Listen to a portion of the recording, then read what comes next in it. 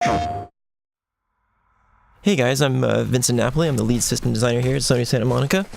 Hey, and I'm Mihir Sheth. I'm a senior combat tech designer, and we're excited today to walk you through a bit more of an in-depth look at combat, and we're going to get started. Yeah, we're glad everyone's got a chance to check out the game now, and we're really happy about all the positive feedback we're getting, and figured we'd kind of do like a little bit of a detailed look at some of the gameplay stuff here.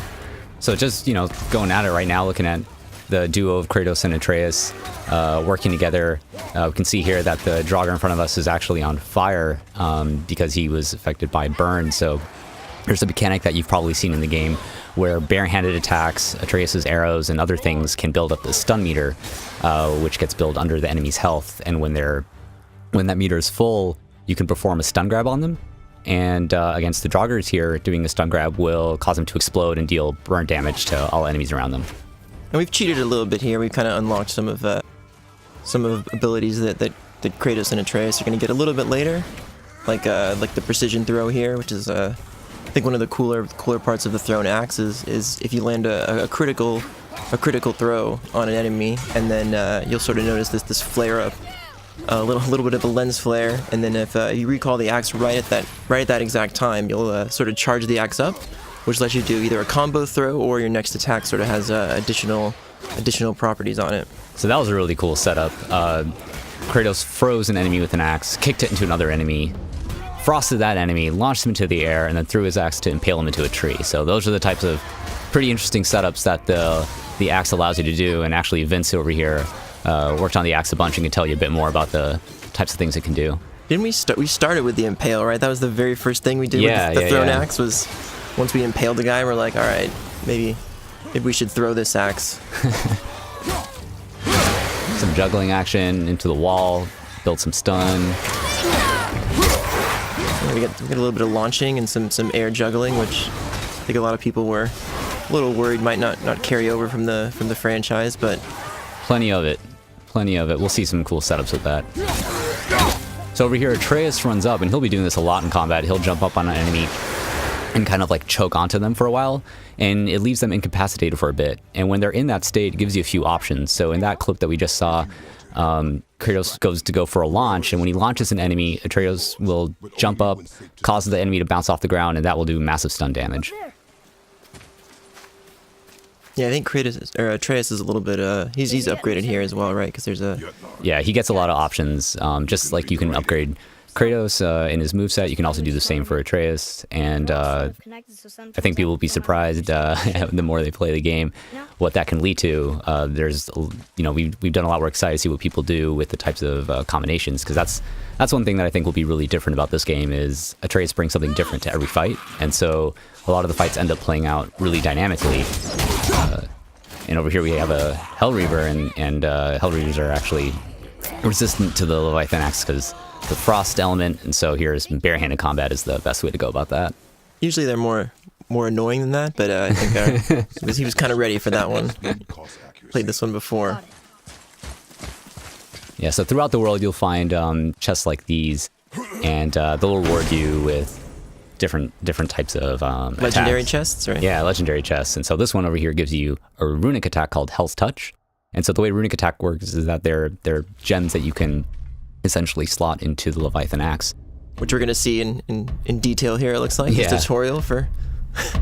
Yeah, going through all of that. It's pretty... There's quite a lot for you to find, and there's a light and heavy runic attacks variants, and they do different types of things. Some of them apply a lot of stun, some of them frost enemies, some of them do AoE damage, some of them do line damage. So this one over here it's like a really quick burst, and we're going to see how Kratos uses it in just a bit.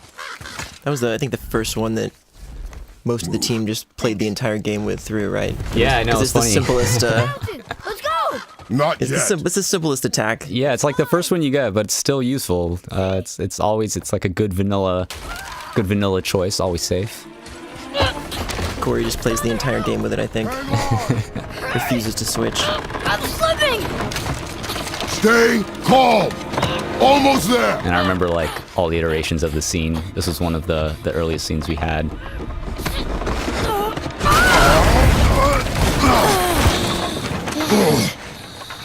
That wasn't so bad. Slow down. Your haste will cost us.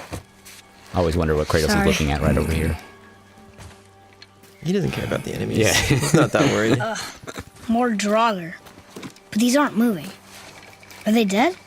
So the enemies that we've highlighted primarily in this video are the Draugr, and they're the most common enemies that you'll find in the game.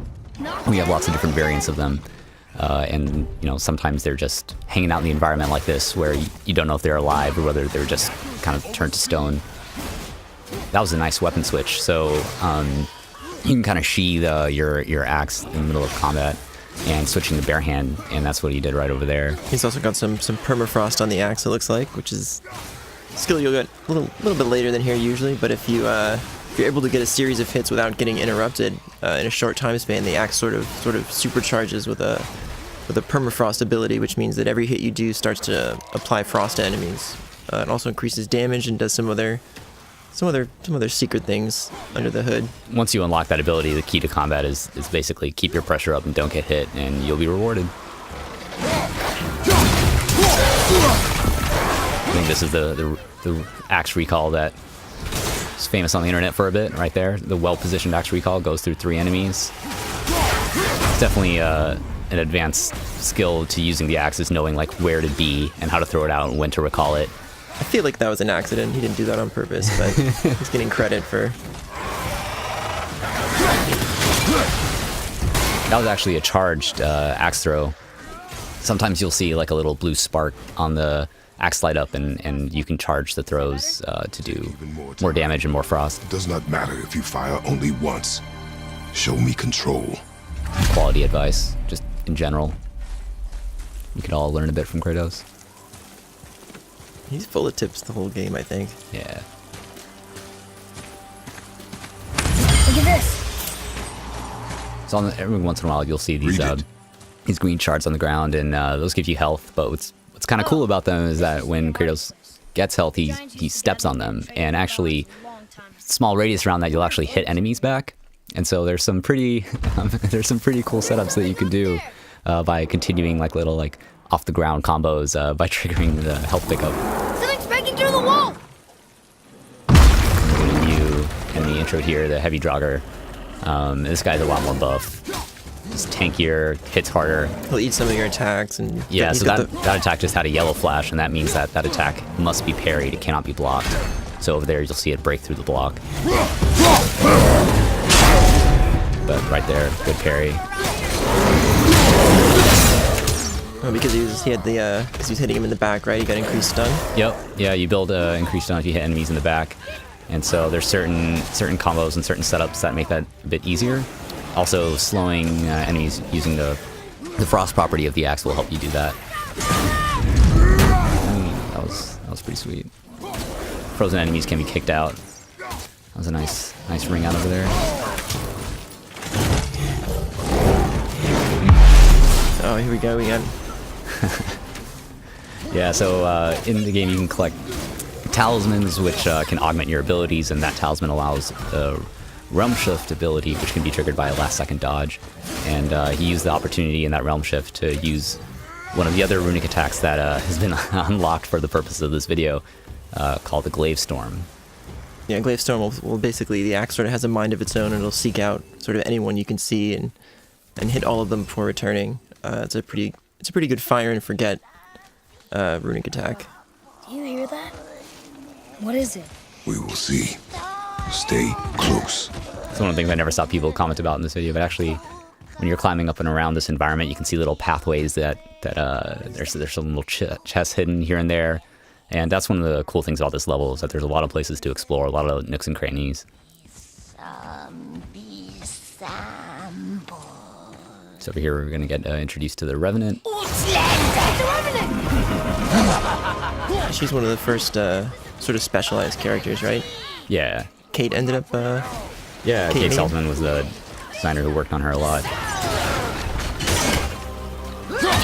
The trick with the Revenant is she's got this this barrier, and while it's up, she moves too quickly for the axe. So anytime you throw the axe or try to attack, she'll evade, and you need Trace's arrows to kind of keep her in place.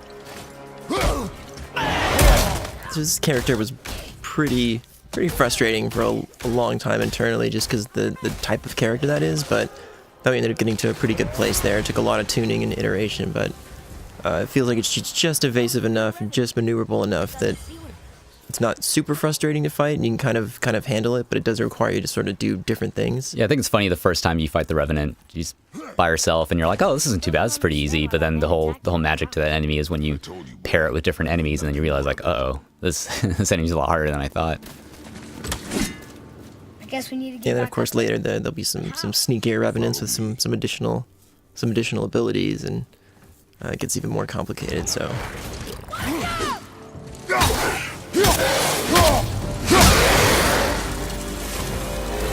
So what's cool about that combo is actually when you do the fourth move of Kratos' light attack combo, when you send enemies flying back, it actually goes to where you're looking at with the camera. So player ended up looking towards the cliff and knocked an enemy out that way. But Well, he also did the some sneaky evade partitioning there. oh yeah, some dodge offsetting. Speak no more of this. Let's see if we can see that again. Behind you! Incoming fire! Enemy right there stuck in a wall state. The enemies can be pinned against the wall for a bit, and they'll take increased stun damage. That's a nice countering blast. Brother, behind you! Parry a projectile at the last second.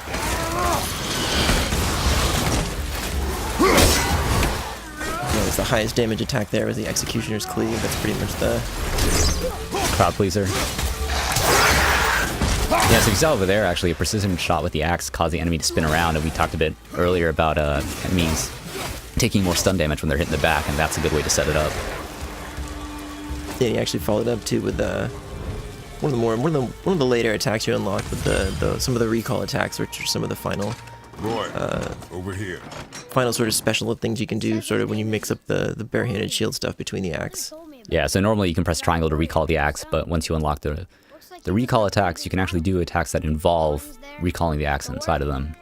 Even the world Some of the more flashier stuff. Oh. Thor must have smashed Nice this story up. time with Atreus. See? But look! Hrungnir's body squished him. Kratos loves a good story also. He seems pretty... He's got a few stories of his own. I was surprised. The more I played, I was like, I could listen to Kratos for a good while. Here we have a pickup that kind of gives you an option, so as you can guess, green gives you a bit of health, red is rage, going for the rage option there, very smart. I'm sure he's full rage anyway, but just to be safe. So you talked a bit about the evade partitioning earlier. You want to talk a bit more how that works? Yeah, I mean, we especially with the new evade, we wanted to go with the idea that you could sort of have this option between sort of the get way out of dodge evade, going back several meters, sort of kind of like an ode to the old school evade, and then for people who wanted to sort of stay in combat, we kind of split the evade into two. So if you just evade once, you'll do sort of a quick sidestep. But if you attack out of the sidestep, we actually keep your place in the combo. So if you're 3 hits in and you have to dodge in order, to avoid interruption, if you attack quickly out of the first dodge, you'll actually just keep going in the combo, which was a pretty cool feature that. Yeah, I mean it's one of those things that a lot of players, they'll just kind of go through the combos and mash through. But for more advanced players, especially in harder difficulties, it's definitely one of the key tactics to keep your combos up and not get hit. When you do it every once in a while accidentally, it's still kind of nice. You don't really ever not want to do it, so that's always good.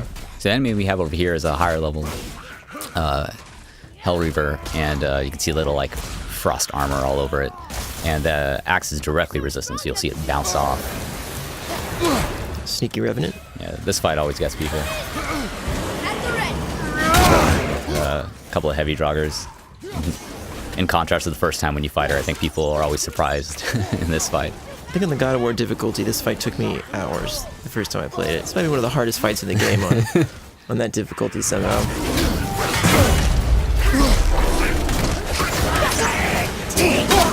That attack right over there is one of the few evade attacks we have. But actually, I'm going to stop right there because we got some Spartan Rage action. That's right, the ring out. There we go.